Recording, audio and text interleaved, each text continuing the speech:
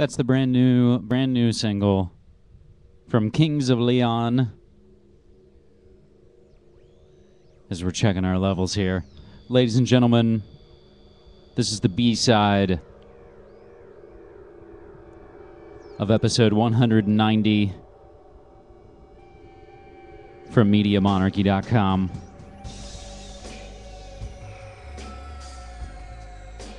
Check 1, 2. There we are. That's their brand new single, Radioactive, from their brand new record, Come Around Sundown. I guess completely getting their U2 Killers grandiose sound on. They're one of those bands that, honestly, we were spinning their record back at WSHC. Debut EP back in 2003. Because that's what college radio does, get you ahead of the curve. That's where I come from. Shepherdstown, West Virginia, WSHC. I was the music director. So I took all those little bells and whistles and college radio programming abilities and transferred them over to the West Coast and do alternative news, politics, conspiracies, and cover-ups. My name's James Evan Pilato. I'm your host and webmaster of the site and show, MediaMonarchy.com. Coming in early to the Portland Radio Authority, PRAradio.org, to bust out a little quickie B-side, 190b, because, of course, there's so many things going on, there's no way we can cram it all in to the main 2-hour episode. So much to go over, even in the breaking news. And, of course, in the upcoming episode 191, we're going to go over the latest media firing. Fox News now giving Juan Williams a $2 million contract. British high-tech nuclear-powered submarine runs aground. All that and so much more that we will go over in the upcoming episode. However, here in this B-side, we're going to go over all the latest alternative news from my sister sites, cyberspacewar.com and foodworldorder.com. But first, we'll run around the horn of those other fantastic alternative media hosts that I'm blessed enough to be associated with. Me and my man, James Corbett of CorbettReport.com, do a weekly news series called New World Next Week. The latest episode, French Fight Back, Google Slapdown, Pilot Stands Up. Google Slapdown we will get to on this episode as we hop over to Cyberspace War in just a few minutes. But of course, NewWorldNextWeek.com is where you can get the high-quality downloads of those episodes. You can burn them off. They look fantastic. And again, every week, it's a pleasure to be involved with NewWorldNextWeek.com. The latest couple of episodes from Corbett Report, 153, 154. 153 is the latest in the now exploding series of documentaries that matter, where James offers up the audio of some important alternative news, independent media documentaries. So again, when you're on the go, you can actually take in, it's like an audiobook. United We Fall is the new film from Brian Law and Dan Dix of PressForTruth.ca, getting into the North American Union, the Council on Foreign Relations, a North American community, if you will. And James does have a full-length audio and video interview with Dan Dix of PressForTruth.ca. However, episode 154, Cross of Gold, gets back into the meme that never seems to go away, and that's the Wizard of Oz. Getting into The Secret of Oz, also an interview with Bill Still, one of the guys who helped create the landmark Money Masters documentary. So episode 154, Cross of Gold, gets into the real nature of money. And again, the latest Sunday update gets into Pro-Funk. That's the fun-sounding name of the wretched-sounding plan that Canada had during the Cold War for mass detentions, but of course, they're not alone, all around. We did it before, we'll do it again. He also ties in the connections to, of course, Rex 84, Operation Garden Plot, and some of those other names that you should be familiar with. So that's the latest from the fantastic CorbettReport.com. Now, the latest from Richard Grove and PeaceRevolution.org, Episode 8 of the Peace Revolution podcast, Parrhesia. That's Parrrhesia. And I couldn't even hope to explain it to you right here, other than to say Peace Revolution is a fantastic podcast teaching you how to teach yourself through what are called the lost tools of learning, the trivium method. I know I've been remiss in being more involved in the tragedyandhope.com community with all the other fantastic folks, Maria Heller, Jan Irvin, Paul Verge, and more. But the synergy is rising, and we are connecting more and more and more. And just as Rich says, thanks for tuning in and not dropping out. So, of course, more developments to come on the Tragedy and Hope community and all our involvement with it. The latest episode from Clyde Lewis and GroundZeroMedia.org is called The Descent. Let Us Go Down. Again, each week, Clyde breaking down what seems to be going on around the world. This prepping, this predictive programming prepping for some type of space event, fake Rapture, War of the Worlds, Project Bluebeam, inner space, outer space.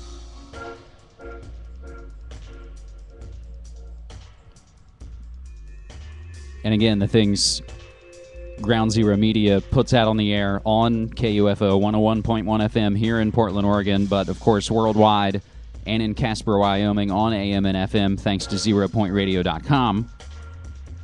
And I thank them myself.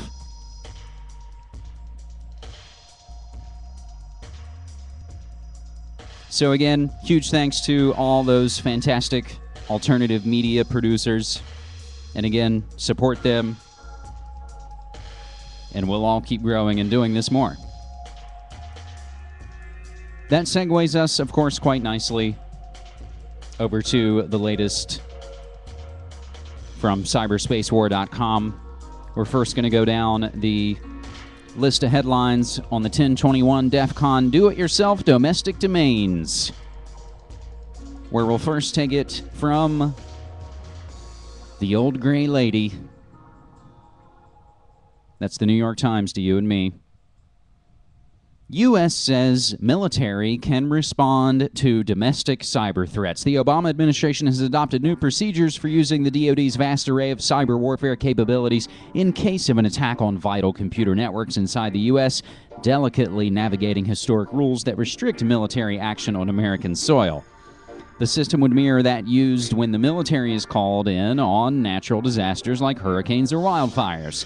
A presidential order dispatches the military forces working under the control of the Federal Emergency Management Agency. Under the new rules, the president would approve the use of the military's expertise in computer network warfare, and the Department of Homeland Security would direct the work. Officials involved in drafting the rules said the goal was to ensure a rapid response to a cyber threat while balancing concerns that civil blah blah blah. Because that's about how much they care about your civil blah blah blah. All these things connect. DefenseTalk.com, cyberspace is the new domain of warfare. DarkGovernment.com, getting into Cybercom, of course, going operational this month, October 2010.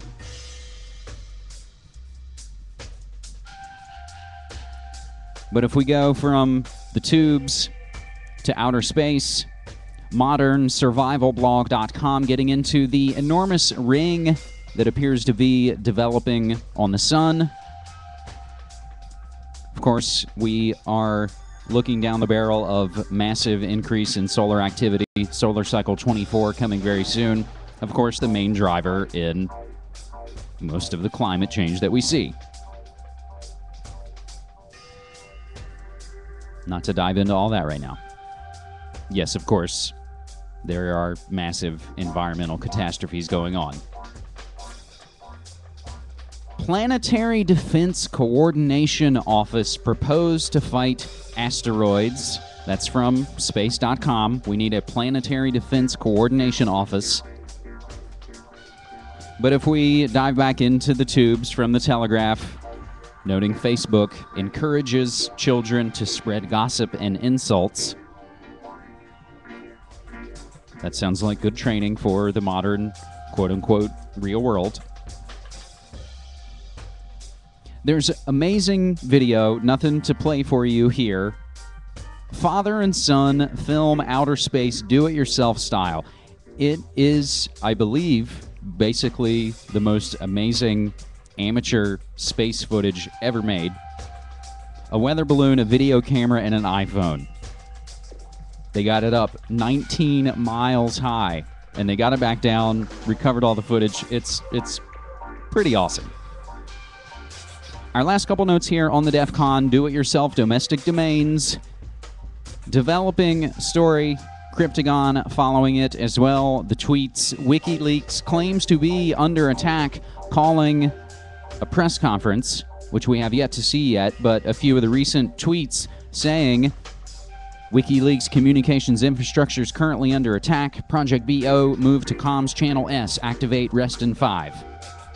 They appear to be making their evasive maneuvers, calling for people to mirror their insurance files and everything else.